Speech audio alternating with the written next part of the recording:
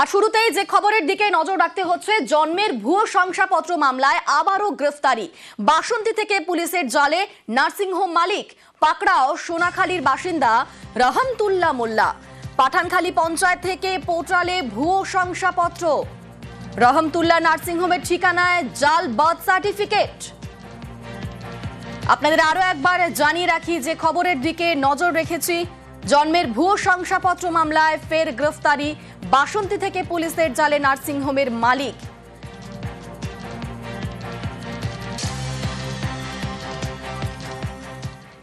পাকড়াও সোনাখালীর বাসিন্দা রহমতুল্লাহ মোল্লা আমাদের সঙ্গে এই মুহূর্তে সরাসরি রয়েছেন আমাদের প্রতিনিধি অনুপ।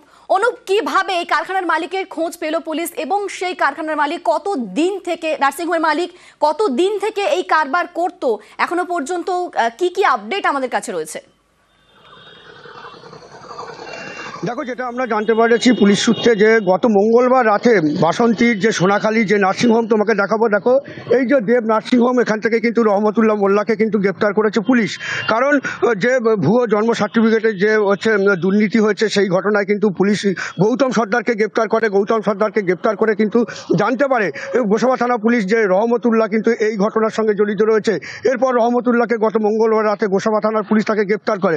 তবে এই যে নার্সিংহোমটা কিন্তু রহমতুল্লাহর সঙ্গে যৌথ ব্যবসা করেন। সেই যে মালিক, তিনি কিন্তু জানিয়েছেন 2022 সালের শেষ দিকে কিন্তু তিনি এই নার্সিংহোমটাকে তৈরি করেছেন এবং যৌথভাবে এই নার্সিংহোমটা কিন্তু তারা চালায়। এবং ঘটনা প্রায় এই নার্সিংহোম থেকে তিনি জানিয়েছেন 4 থেকে 5টি কিন্তু এই জন্ম সার্টিফিকেট দেওয়া হয়েছে।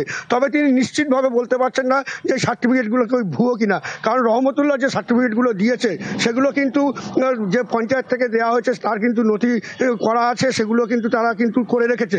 যার জন্য মালিক তিনি জানিয়েছেন যে এই ঘটনায় কিন্তু তিনি সম্পূর্ণ অন্ধকারে ছিলেন। কারণ রহমতুল্লাহ যে সার্টিফিকেটগুলো দিত সেগুলো কিন্তু পোর্টালে সেগুলো কিন্তু দেখা যেত। অতএব তিনি কিন্তু নিশ্চিত ছিল যে এই সার্টিফিকেটগুলো কিন্তু সত্যিকারের সার্টিফিকেট। তবে এই ঘটনায় তিনি 4 থেকে 5 জনকে এই সার্টিফিকেট দিয়েছে বলে তিনি কিন্তু স্বীকার করেছেন। বেশ, ধন্যবাদ।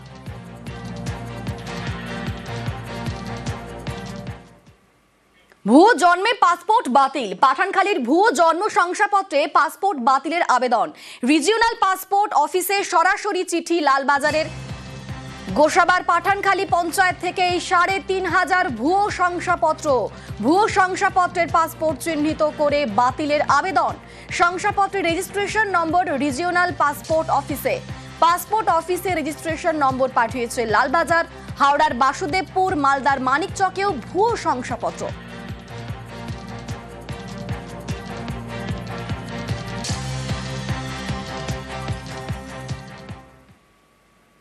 এবার ভুয়ো শংসাপত্র আটকাতে কড়া পদক্ষেপ রাজ্যের।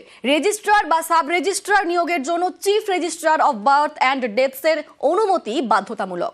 পদাধিকার বলে এই দায়িত্বে রয়েছেন স্বাস্থ্য অধিকর্তা। রেজিস্ট্রারের ফোন নম্বর, ইউজার আইডি বদলে জালিয়াতির অভিযোগ। তথ্য বদলের ক্ষেত্রে স্বাস্থ্য অধিকর্তার অনুমতি বাধ্যতামূলক করা হয়েছে। তৈরি হচ্ছে রেজিস্ট্রার ও সাব রেজিস্ট্রারের তালিকা।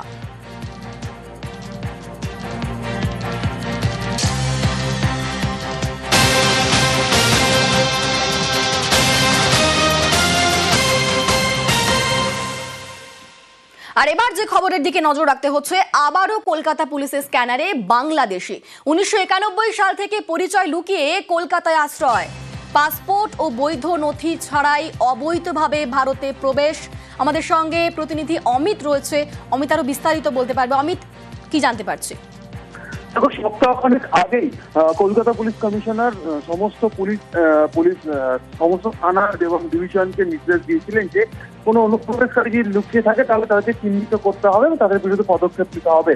কলকাতা পুলিশ সূত্রে দাবি করা হচ্ছে যে ভবানীপুর থানাতে এক ব্যক্তির নামে ইতিমধ্যেই মামলা রুজু করা হয়েছে, যিনি তার নিজের পরিচয় হারিয়ে 35 বছর ধরে কলকাতা, দক্ষিণ কলকাতায় বা দক্ষিণ কলকাতায় তিনি আশ্রয় নিয়েছেন। এবং সেক্ষেত্রে পুলিশ সূত্রে দাবি করা হচ্ছে 1991 সালে ওই ব্যক্তি, তিনি বাংলাদেশি অনুপ্রবেশকারী বলা হচ্ছে পুলিশের তরফে, যিনি কোনো বৈধ পাসপোর্ট ও ভিসা ছাড়া বা বৈধ নথি ছাড়া আমাদের দেশে প্রবেশ করে এবং কলকাতাতে 1991 সাল থেকে তিনি রয়েছেন। দক্ষিণ কলকাতায় তিনি রয়েছেন।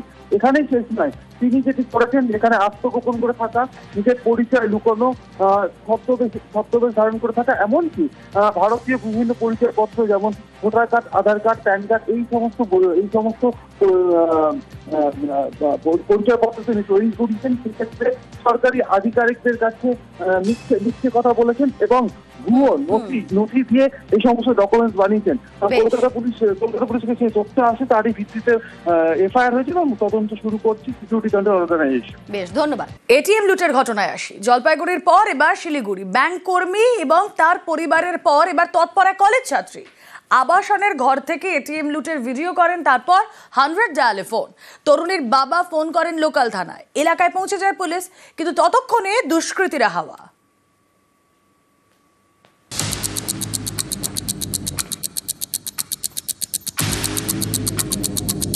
বুধবার গভীর রাত, বাড়িতে বসে পড়াশোনা করছিলেন শিলিগুড়ির কলেজ ছাত্রী। জানলার দিকে তাকাতেই দেখেন দুষ্কৃতীরা এটিএম লুট করছে। এটা দেখে ঘাবড়ে যাননি, জানলাও বন্ধ করে দেননি, বরং এটিএম লুটের ভিডিও করেন। ফোনে ভিডিও করার পরে 100 ডায়ালে ফোনও করেন কলেজ ছাত্রী, যাতে দুষ্কৃতীরা ধরা পড়ে, ঠিক যেমন করেছিলেন জলপাইগুড়ির রাজু রায়। গত শুক্রবার রাতে পরিবারকে নিয়ে ঘুরতে বেরিয়েছিলেন। ময়নাগুড়িতে এটিএম লুটের ঘটনা দেখেন, কিন্তু এতে ভয় পেয়ে যাননি ব্যাংককর্মী রাজু। অত্যন্ত সাহসিকতার পরিচয় দিয়ে পরিবারকে সঙ্গে নিয়ে গাড়ি নিয়ে দুষ্কৃতীদের ধাওয়া করেন তিনি। ভিডিও করেন, 100 ডায়ালে ফোন করেন। এসবের সূত্র ধরে শেষমেশ ধরা পড়ে যায় দুষ্কৃতীরা। এই ঘটনার পর এবার শিলিগুড়িতে ডাকাবুকো কলেজ ছাত্রী। মানাগুড়ির ওই ব্যাপারটা মেয়েও একটু জানতো, যার জন্য ও সাহস করে ভিডিওটা তুলছে।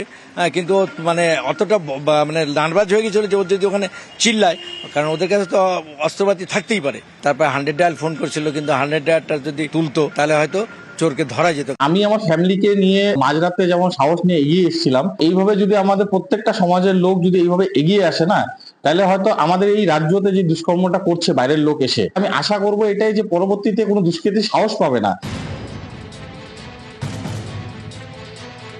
শিলিগুড়ি চম্পাশারি মোড়। বুধবার গভীর রাতে এখানকার একটি রাষ্ট্রায়ত্ত ব্যাংকের এটিএমে হানা দেয় দুষ্কৃতীরা। সকলের মুখ ঢাকা, এটিএমে ঢুকে স্প্রে করে তারা, ধোঁয়ায় ঢেকে যায় যাতে তাদের কেউ দেখতে না পায়। দুটি এটিএম ভেঙে টাকা লুট করে পালায় দুষ্কৃতীরা। এই পুরোটাই এটিএমের উল্টো দিকে আবাসন থেকে ভিডিও করেন কলেজ ছাত্রী। তারপর বাবাকে ডাকেন, তিনি থানায় ফোন করেন। এলাকায় পৌঁছে যায় পুলিশ।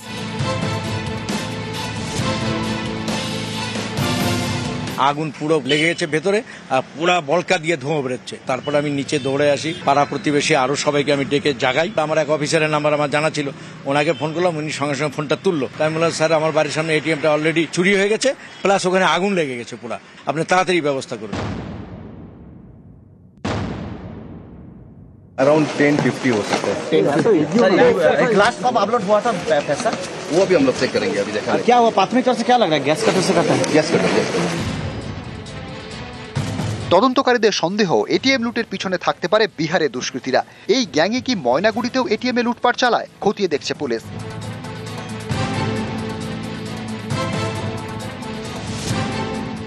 হরিয়ানা থেকে এসেছিল, তার মধ্যে বিহারের কিছু লোক ছিল। মোডাস অপারেন্ডি এটাই আছে কি ক্রাইম করে সঙ্গে সঙ্গে ওরা বাড়িতে যায় না, অনেক জায়গাতে বাইরে থাকে। সেই জন্য আমাদের টিম বিভিন্ন জায়গাতে আসে। শিলিগুড়ি থেকে যারা যে ডিটেলসটা আমরা পেয়েছে ইনিশিয়াল স্টেজে আছে, সেটা আমরা অলরেডি ইনাদের সঙ্গে শেয়ার করেছে। তো আমরা ওর থেকে আইডেন্টিফাই করার চেষ্টা করছি। নিউজ 18 বাংলা।